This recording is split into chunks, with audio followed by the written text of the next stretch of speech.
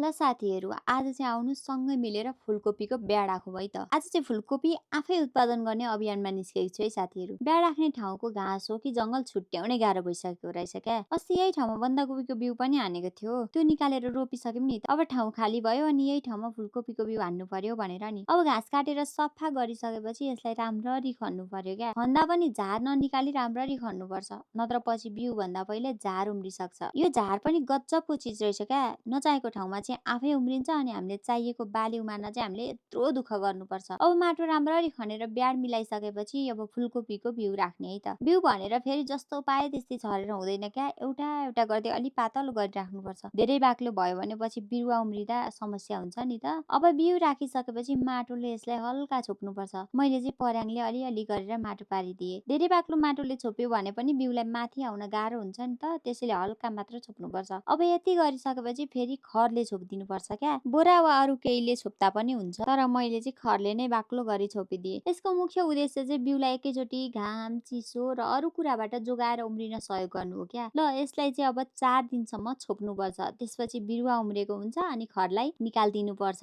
अनि खरलाई निकालिदिइसकेपछि त्यसको 15-20 दिनमा त बिरुवा पनि रोप्ने भइसक्छ है साथीहरू।